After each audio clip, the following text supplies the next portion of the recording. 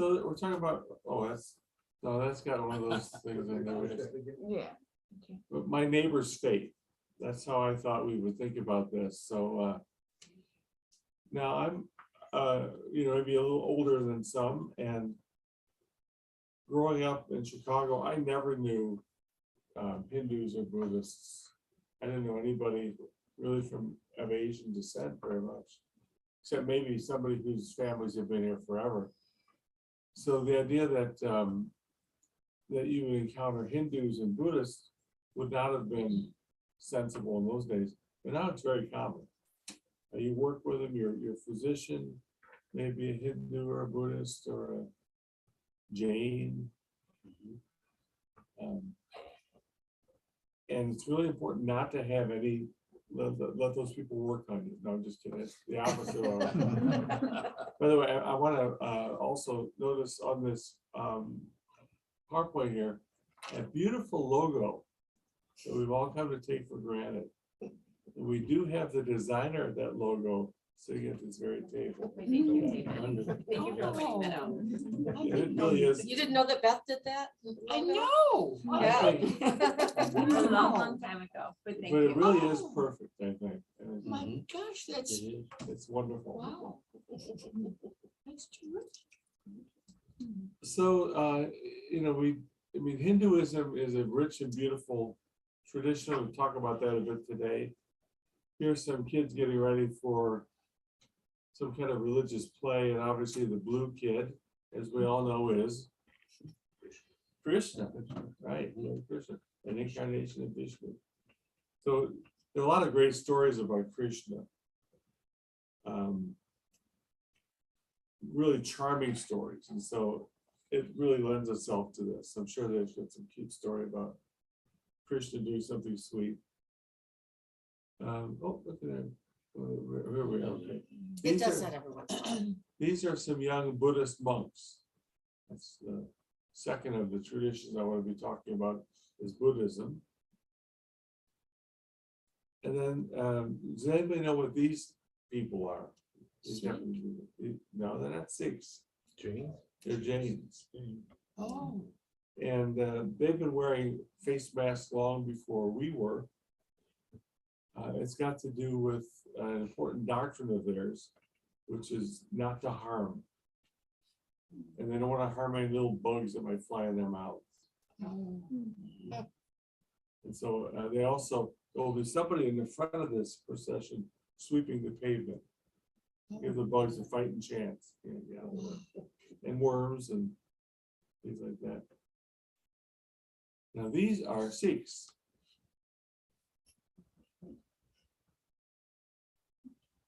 Obviously, this is not an old historical photo because it looks like a new iPhone. And the parents are way more excited to take that picture. Yeah, kids are not as thrilled. Parents big smiles, kids are like, what? Who are these people? Close. So this is a Confucian ceremony, and Confucianism and Taoism are based on the same history. So Taoist ceremonies actually will look kind of similar to this, but this is a Confucian ceremony. Come in, come in. And then this would be a Taoist ceremony. So that was fun to start with pictures. Just thinking about these people. But what I want to do first is ask a question of us, which is, what do you think the big questions are? Is it possible to click that thing on Oh yeah, there's a at the little top blue to get thing. rid of that black bar because it's covering part of David's. Wonderful. You're asking a lot of me, Joyce. I know. I know, It's Sunday morning. but you're. What are we missing? See, there you Well go. done. Yay. See, you Wasn't could even a do Mac it. and I figured it out. So just thinking about the human experience for a moment, something that we all are fully immersed in. What are the questions people have? Obviously, there are questions about how to survive how to have shelter, but beyond that, what are the questions that people want to ask? And so I thought it might be fun for us to think about that in groups of 2 or 3 before we talk about it together. So if you'll get near the people near you and see if you can think of what are questions that human beings are going to have. You guys talk to me.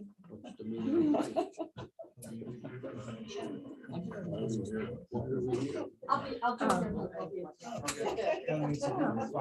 Don't you think that one of the things that people think about is, It's Mark, right? do you believe in God? I mean, a basic thing, I think that, I always wonder about, well, I don't really wonder about the other religions, but we all believe in God, and I think there are some that use God, that they think the only way to God is through Jesus or through repentance or something. You know, I think everybody has a different view of things. It's not just or people that believe it's the right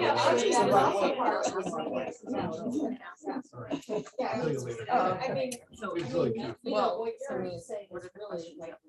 Kind of Do you believe in God is the question, and then Right? it's on that basic, Right. Who do I shelter? You know, who you is can't really ask God, like what the is God, big what is esoteric God to questions you, until you're is a question. Yeah. I mean, I think it made all the difference in the world when I started thinking of God as love, I think we've solved the whole issue. and as opposed to, Those are the questions we didn't have. really as opposed Well, that's to that's a a different. judgmental judgmental judge. I have the answers. It made all the difference in the world to me. I wanted to ask James about the I dietary guess one rules. question. Yeah, like what happened? Their dietary rules? Right. How so? How do you decide which of They don't eat root vegetables. What governs? And I read a wonderful story about the diamond cutters in Holland who used to be Orthodox Jews. So gradually, they replaced their with James. And someone who was accustomed to creating a luncheon for the Orthodox Jews and understanding the rules had to figure out a whole new problem when he had to make lunch for the kids. Like the being diamond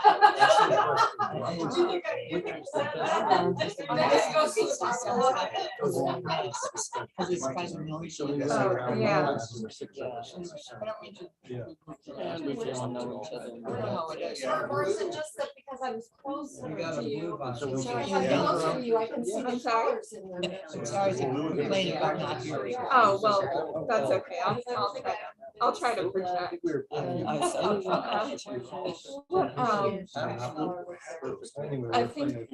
mean, I think we all do wonder about what happens after death. I know that that's not the central question for every faith, what happens after death. I know that's not always the central question of a faith, but I really, I think that that's something that we wonder about, no matter what our faith or ideology professes. I mean, I've certainly wondered about it. I also wonder what different faiths have say about reducing conflict and bringing peace. Oh, yeah. Yeah. Or what peace means. Yeah. In some areas. And then talking about the Bible. What a definition we need. Yeah. I mean, it can't be in absence of diverging viewpoints. I mean, for some people it is, but it's not real that way. It's not.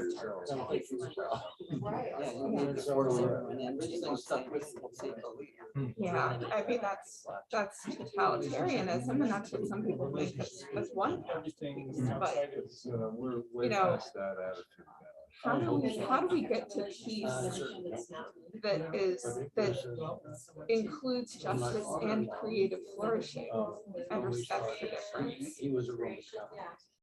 And I think that there are totalitarian paths and more creative and open paths in every faith too. Like, So he just stopped. Can you? Some- A path. Now there's. A good way to approach it. I pray for people who may need to be some help with that.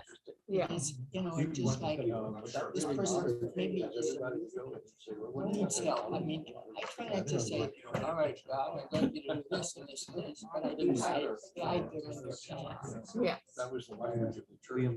yeah, guide us all in our paths. Sometimes, As long as you remember the church. well, often it's our own biases that are the hardest to see sometimes. So I like to just emphasize the importance of difference, because I think that helps to break down the biases that come naturally, that helps to, that provides kind of a counter force to the biases that we have. To respect the differences too, I think that's what we need more of in this world too, because, you know, we think in our nice little white world, oh, those people are from, Middle East or something. And just, When you were married, I mean, people don't understand them, or when they're not be functioning like we function. And that's, you know, that's respecting differences, because differences are not everything. We're not that important, and we may even be less important in the future. Yeah. So we won't be ready, you know. Yes, we got to get out of this. You guys have to go on. I mean, when you put it that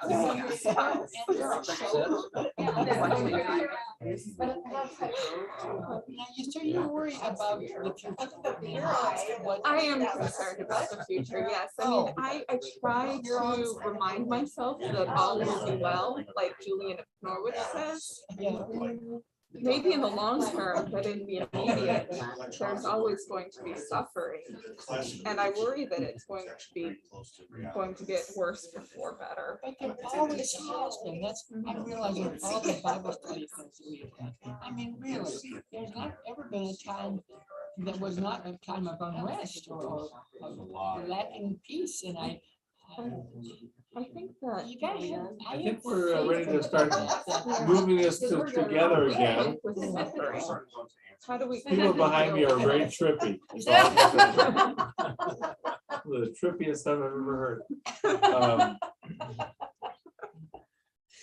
Although, you know, trippy. Let me see. What do you want to say? How about the group down at the end? Anything jump out? What are big questions? I think overall, it was more like, what's my purpose? Why am I here? How'd this all start? Just those bigger questions. Yeah. What's my, how can I make a difference? What is my place? Good. Anything else from the group there? Does that cover it pretty well? I like Lindsay's. What is your way to peace? Peace with justice and human flourishing.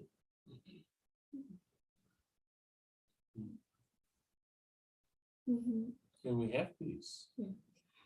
Yeah, that's another picture, In the another world of question, scarce right? resources, you know, we'll always be fighting. I mean, and another side to that is how do we deal with suffering Right. as we try to walk the path to peace. Yeah, I think suffering is important because every faith has a way of wrestling with that question. It's, as we will see, it's front and center for Hindus and Buddhists. In Chinese philosophy, it's oddly not. They don't think that much about suffering, but is suffering part of the human condition, and is it so intractable rather, that we cannot escape it in this world? Is it the fundamental thing about human experience, or is it a bump on the way to happiness? So I think maybe it's more commonly how we think of it. We all know we'll run into suffering. Is that the center of the picture, or is that just something that, It seems inevitable. yeah, It always has been inevitable. seems like it is, yeah. And then the question is, well, is that the important thing that we ought to be worried about? Like, how do we deal with suffering? Or can we just kind of go about our business and deal with it when it comes? Well, is it curable? Yeah, is suffering curable? What do you guys, this is a very smart group over here, I could tell. I'll defer to the smart part of it. Well, we were wondering what our final destiny is. Okay. You know, is there something beyond this realm? Perhaps after death? Do we have a destiny? Do we have a destiny? Very good. Yeah. What's the meaning of life? Yeah, particularly in light of the fact that we are not going to be here forever, in this form at least. So why are we here at all then? What are we supposed to be accomplishing? Do we think about the world and how that's gonna turn out, or our own?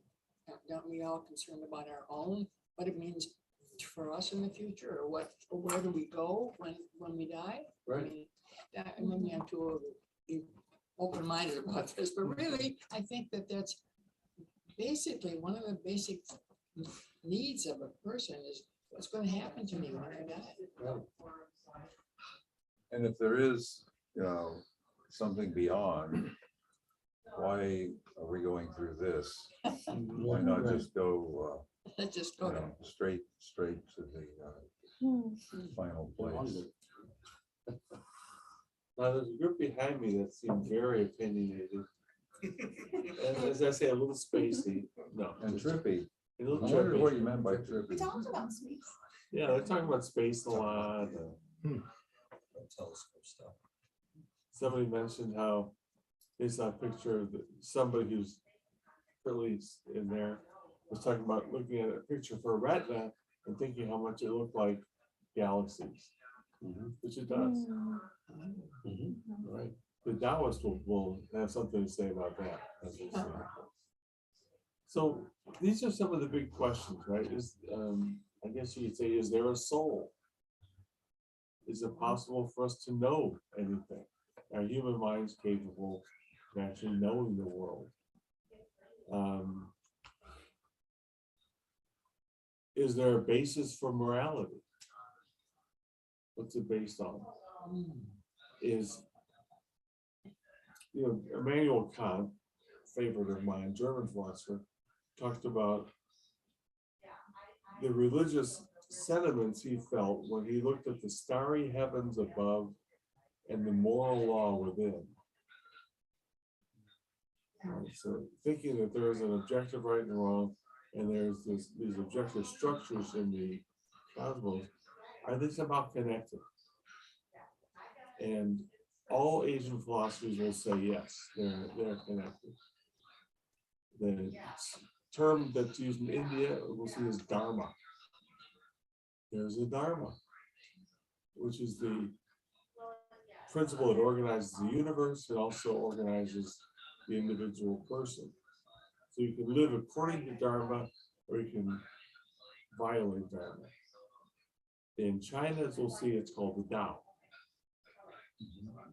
The objective moral order in the universe. And in Taoism, they like to talk about the patterns and the swirls and the branches of the universe, and how that's there's this, in some sense, a kind of moral foundation. So any other thoughts we want to mention here as the big questions of human beings?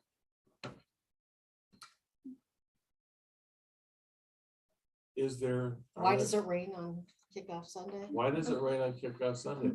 Isn't there a good God in charge of this? Wait a minute, God, that's a question. Is there Are there divine beings? Are there many divine beings? Is there one divine being? Does it matter if there are divine beings? Those are all questions that Asian philosophy will get into. Now, once we've decided what our answers are, then I guess we also have the second question about what's the social implication of this? How do we organize? So if you believe, for example, to go away from Asian philosophy for a minute, if you believe that there is a God who has decreed certain things and revealed certain things, then that will affect, you're going to be building churches, basically, right? You're going to be organizing churches, building in that sense. You'll be putting communities together around that message. Try to be faithful to that message, and then you'll have kickoff Sunday, and all the things go with that. Right? And we'll have acolytes, and we'll have all that sort of thing. Whatever your answer to the big questions is, you will find people get organized, and people tend to answer it the same way other people around them answer it. Right. So the way that you're going to think about these questions, if you grow up in a village in India, you're going to be thinking like a Hindu. And if you grow up, in Glen Ellen, you might be thinking like a Roman Catholic or Episcopalian if you're lucky. Could be the best one. Or some other group. I mean, it doesn't have to be those, but so I find religious organizations interesting. I mean, how do people organize? How do they transmit their message? How do they teach the kids what the message is? How does this go throughout their lives? Any thoughts about that? Or is that just something weird that I thought of? And people always will get organized and there'll be structures. But it starts somewhere, I mean, our parents, you need to blame on parents, but I mean, they're the ones that either told us what was right or wrong, or directed us to some kind of religion. Right. It's Probably both, interesting to right? me that we do seem to want to organize around our answers. And Well, yet we also kind of rebel against organization.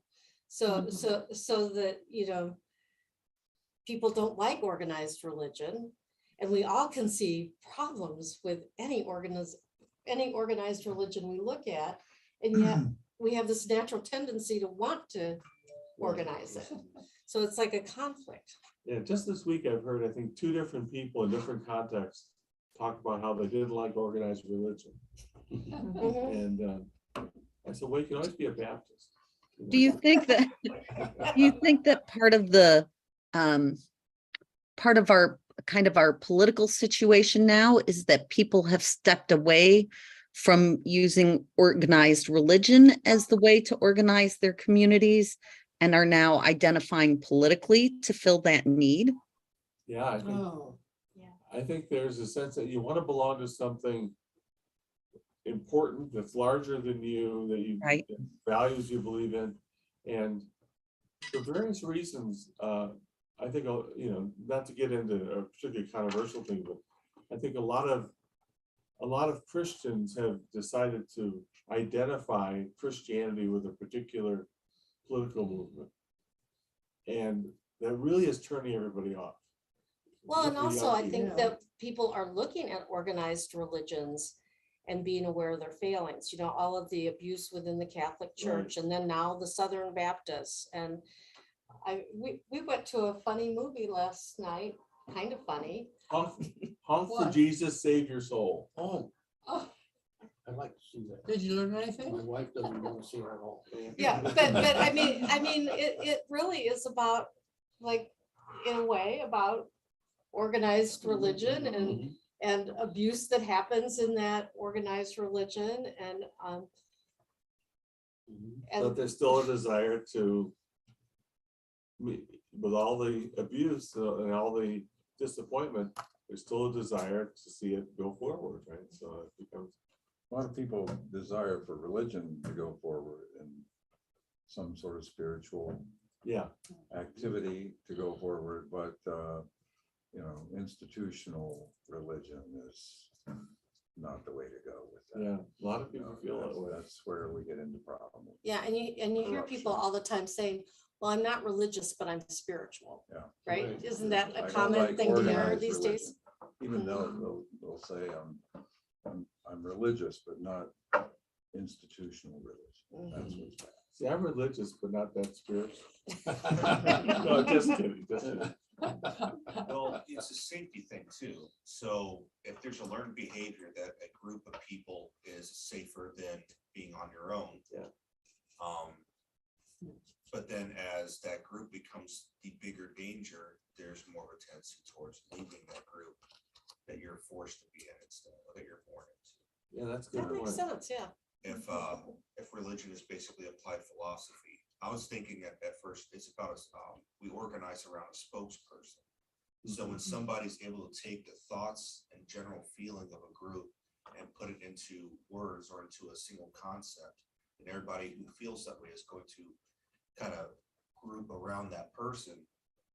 Because like, oh yeah, that's what I was thinking. I just couldn't put it into words. And so even just philosophers would have like big groups of people around them, like and like their little groupies and stuff back in Greece. I think it's got more to do with having the ability to articulate an answer in the first place that helps people to organize, because then you can say, oh, that answer sounds right, and we will be with the people that have that answer. Another thing I've noticed about religions, particularly when you have a spokesperson like that, is that as soon as that person dies or whatever happens to them, they're no longer on the scene, the groups will start to split. You see it with Buddha, for example, major split within his followers shortly after his death. Muhammad, same way, Jesus, obviously, same way. So there's one of the things that you notice in the dynamics of religious organizations is that there's a desire to come together, but then there's also a desire to break apart. And so how many Protestant denominations are there? I don't even know. Lots. And actually Roman Catholics have their divisions as well. They're a little better about hiding them, but you know, they've got major ideological divisions there as well. So yeah, it's interesting. So as we think about religion, one of the things that religion has in its nature is that there's a need to practice it together. And you know, I wonder, I don't think there's much staying power in this idea that is very popular today, that I'm not going to be involved with a religious group. I'm just going to be over here being spiritual somehow. That doesn't seem to hold up. I mean, over time. Basically, you just move towards being secular, I think. So let me just make a kind of general point or two, that we're just kind of introducing all this, and yeah, I'm happy to talk a lot more about these issues if you want to. But there are two major kinds of faith tradition in Asia. The ones that start in India and the ones that start in China. Around the same time, I mean, they both have ancient roots, prehistoric roots really, before recorded history. And India, of course, is the birthplace of Hinduism, and is still the predominant religion in India. By the way, what does Hinduism mean? Indiaism is what that means. It means the way of India. Talk about that a little bit. But, so you got Hinduism, and then you've got a few heretics within Hinduism who take things in a little different direction. So we'll see Jainism comes out of that, and Sikhism. But most importantly, Buddhism. That's the largest of these groups. So Buddhism, which is which dominates Asia more than other religions. Well, Islam is, believe it or not, Islam is the largest religion in India, in Asia rather, not India, in Southeast Asia.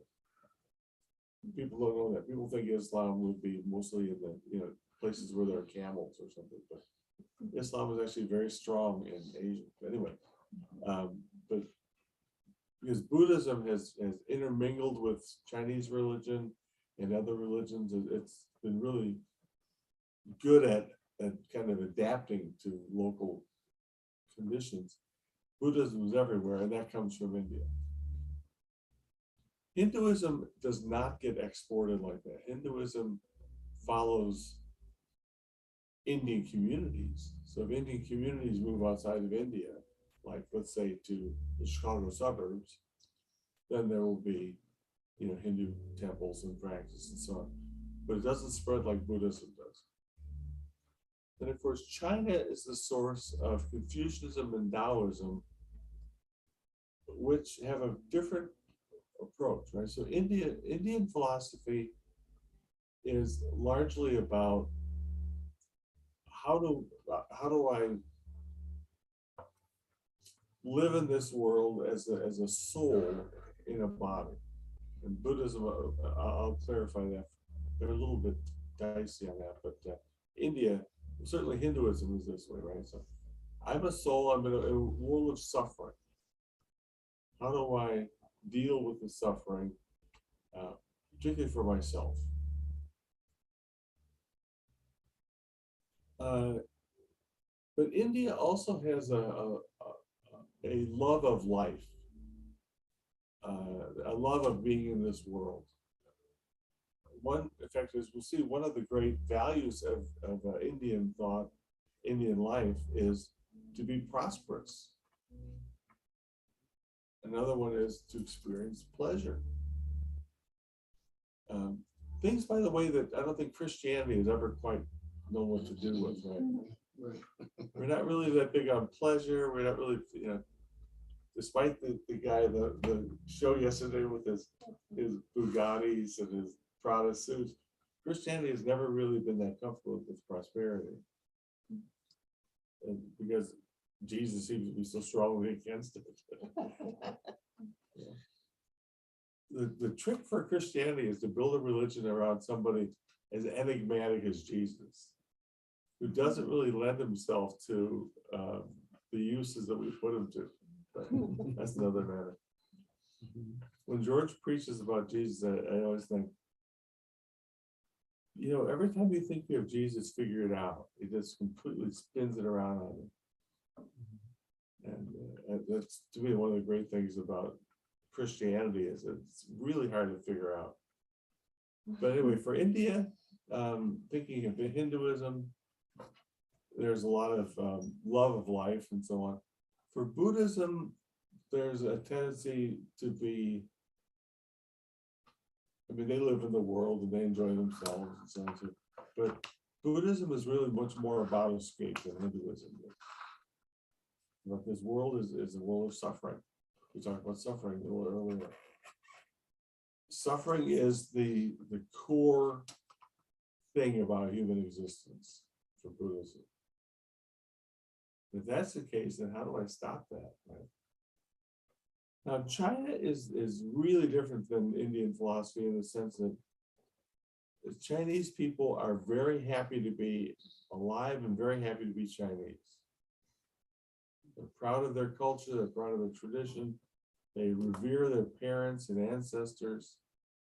And so you don't see this kind of escapism that you see in Indian philosophy.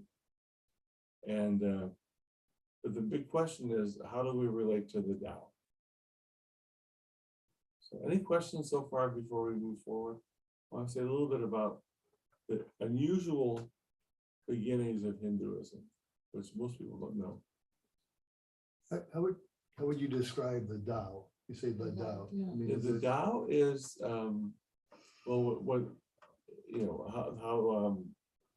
how it's expressed by the Taoists, by Lao Tzu, is whatever you can say is not the Tao. the Tao transcends any kind of conceptual grasp we can have of it. But it's the way the world goes. It's the structures that are in place to keep the world going a certain way and to keep humans going a certain way. For Confucius, it's a little simpler. Basically, the Tao is to fit into society. And that's how we get in touch with the Tao, is by being civilized and educated. I always like Confucius. And Tao's never been associated with like a human being like God is, or No. it's Yeah, I mean, always been, so the Apostle John says, in the beginning was the Logos. And Tao would be a pretty good substitute for that. In the beginning was the Logos, and the Logos, in the beginning was the Tao, and the Tao was with God, and the Tao was God. So we're getting into some interesting. Logos was translated word, right? Right. But the Tao is sort of not the word. It's not beyond the translatable word. at all. You can't Right. express it. Yeah, it's certainly not the word. I mean, word kind of suggests we're going to get off into a conceptual direction. And Logos does not want to be, I'm sorry, I keep saying Logos. Tao does not want to be associated with anybody's theory about it. But there's one thing in the long poem Tao Te of Ching. Tao, yes. Mhm. The highest form of goodness is like water. Yeah, Water is of benefit to all creatures and does not strive. it always seeks out the lowly places. Its force is enormous. But I grew up in a desert and I appreciate water. And as many contractors in Chicago area who will work on your basement or your roof will tell you, water wins. Can't stop it. Water's gonna have its way. That's why you need to get your basement redone all the time. This just shows the two major sources of Asian philosophy. India, which currently is, and I've seen different statistics of this, 80 to 90% most Hindu in India. But that's where Buddhism comes from, up in the northern parts of India, and then that becomes, of course, dominant, as I said, around the world. And then they've got China. Now, officially, China isn't anything because it's supposedly an atheist society, but there's people in China practice Confucianism and Taoism and Buddhism. So those are the places where this all comes from. The only place where you will see a large concentration of Hindus is in India. And then places like United Kingdom and the US, Canada, Australia, that have Indian expatriate communities. A little bit about the origins of Hinduism. I want to talk a bit more about Hinduism next week. Is that the best name for this religion? I don't know. Nobody knows. But it's also called Santana Dharma. So many Indians prefer, and many scholars prefer the term Santana Dharma, which means the eternal law. Or we can just be historical and call it Vedic religion. This is the religion of the Vedic scriptures, the Vedic period, which is of course ancient. What I've never heard of Vedic. Tell me Vedic? about that, yes. That's exactly what I want to talk about in the next 15 minutes. Okay. But before we get to the Vedic people, we've got somebody else. Now, just a few points about Hinduism, and maybe these are all obvious. as opposed to Buddhism or Confucianism or Taoism or Christianity or Islam or Judaism, there is no historical founder. And there's nobody who says, this is the way it has to be. There's no Vatican. There's no Wheaton. And it developed over a long period of time, and there are many scriptures and many traditions, and Hinduism just kind of holds them all together. The roots go back more than 3,500 years to the Indian subcontinent. And you could say Hinduism, you could talk about it as a family of religions that have some general similarities. But do you remember the Hare Krishnas? There was a time when these people with the saffron robes would be dancing and singing and handing out copies of the Bhagavad Gita, which is a wonderful book to read, by the way. But that's Hinduism. Or think of some ascetic somewhere, some person maybe towards the end of their life, they're a lot older, they become hermits and just focus on the spiritual things very quietly and don't go to airports. That's all Hinduism. It's part folk religion with spirits and totems that people worship, and of course sublime philosophy and literature. And if you're going to read one thing, read the Bhagavad Gita. That's really good. And they celebrate their diversity because truth is found in many places. And it doesn't have to be a particular way. Now, the roots of Hinduism go back to what's called the Indus Valley Civilization, which is a great ancient civilization similar to Mesopotamia or Egypt. Although you never heard of it because it was only discovered 100 years ago. And we call it the Indus Valley Civilization or the Harappan Civilization. It's one of the oldest civilizations on Earth. They had large urban areas. It was mostly, there's agriculture based upon the river valley there. So they were settled, they weren't wanderers, they weren't looking for food. Food was there. Thing to watch out for is the floods though. They had a lot of flooding. But so it's all along the Indus River Valley is where this all began. And there's a closer view there. So this would be, just to go back to this for a second, Pakistan, what was now Pakistan, parts of Afghanistan, parts of India. And there's some of the cities, Harappa, Mohenjo-Daro, some along the coast, some along the river. The two prominent cities were Harappa and Mohenjo-Daro. They were remarkable cities. And it's astounding that we don't know about them. They were every bit the equal of anything anywhere else in the world. They excelled at urban planning. They laid out their cities in the way God intended in a nice geometrical, like Chicago is, not like Atlanta or something. That's like Chicago. They worked in bronze and copper. How long ago was this? Well, as I said, they're between 2500 and 1700 BC or BCE, if you like. So compared to the heyday of Egypt, where would they be?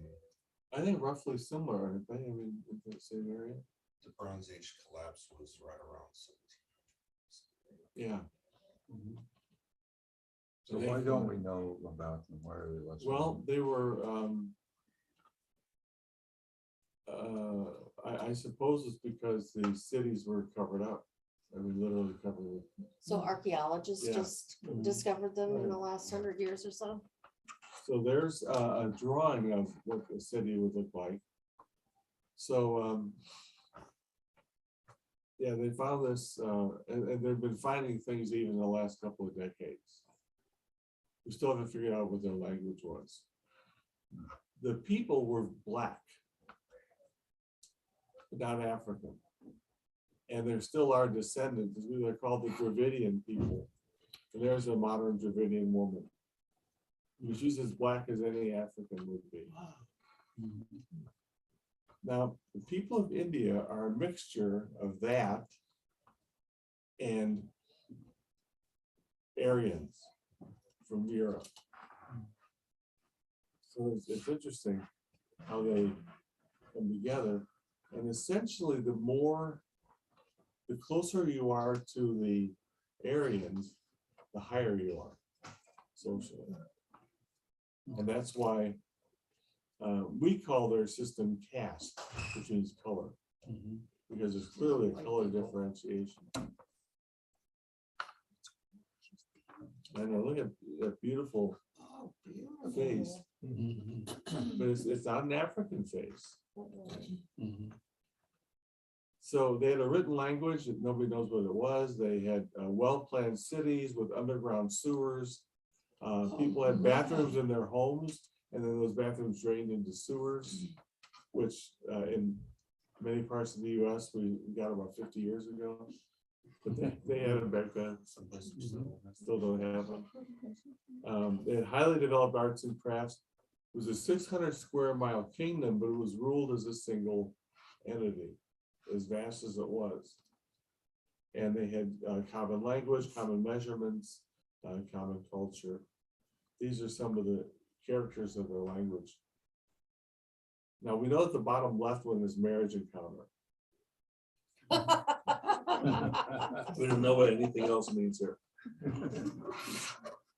So here's just kind of quickly run through some pictures of what's been dug up. There's a recreation of what it would look like, but there's an aerial view.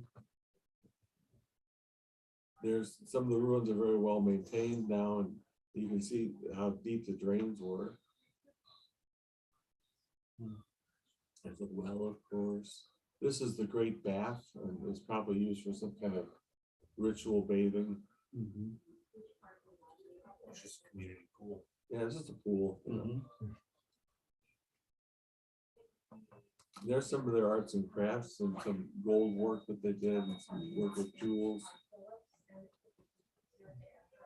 There are a lot of these terracotta figurines that seem to be goddesses of fertility. So we don't know a lot about their religion, but we know that they worship nature spirits and fertility goddesses. They also worshiped, fertility as with regard to agriculture is always tied into also fertility with regard to human beings or domestic animals, right? It's all about sexuality. So there are goddesses, there's also a bull deity, and there's actually a lot of attention to something called the Lingam. This is even before Hinduism. The Lingam is a very stylized erect penis. So here's a seal with some of the writing on it. There's a bull. The bull shows up in different formulae, different ways of depicting him. There's some seals and things that were used. That's a good terracotta head there. That's on the right there. That's actually a toy. Look at it. It's a little cart, and really held up well. This is the priest king. Not to be either a priest or a king or both. There's some more of the terracotta figures there, little lamps. This is interesting. On the seals from this Indus Valley civilization, there are figures pictured in the yoga positions. Yoga predates Hinduism. Predates Buddhism. So that's pretty interesting, I think. This is the lingam. It represents Shiva. And it's typically rendered as an oval or an egg shape. And so it's a highly abstract phallic symbol representing the life force. And it's often paired with, you guessed it, the female figure, the yoni, which represents Shakti, Shiva's female counterpart, also a goddess. So there's a Cambodian lingam, which is very stylized. I took that picture at the Art Institute with an old camera. It still looks pretty good now. This is a modern lingam as is used in the fire ceremony in Hinduism. And you can't really see here, but the lingam is sitting in a yoni. And the yoni actually looks more like a vulva than the lingam looks like a penis. There you can see a pretty clear one there. So there's the yoni is the horizontal thing, and the lingam is the other. This is a lingam you can go to worship if you have the inclination. It's actually the one at the Bellagio Temple in North Aurora. Large temple, visible from 88, and that's the main deity there. It represents Shiva, and it's an egg essentially with a lot of ornamentation. We're just running out of time here, but what happened was that these Aryan people moved in, and they worshipped aerial deities, not nature deities. And their beliefs of the Aryans were enshrined in their texts, which are called the Vedas. So the Vedas represent the Aryan religion. And what happens is the Aryan religion with its aerial deities, it's superimposed upon the worship of nature deities, and that's Hinduism. That's how Hinduism gets going. A little bit about the Aryans in just the minute we have left here. Here's a depiction of some of these. They were European warrior herdsmen. Here's some drawings of what they would look like.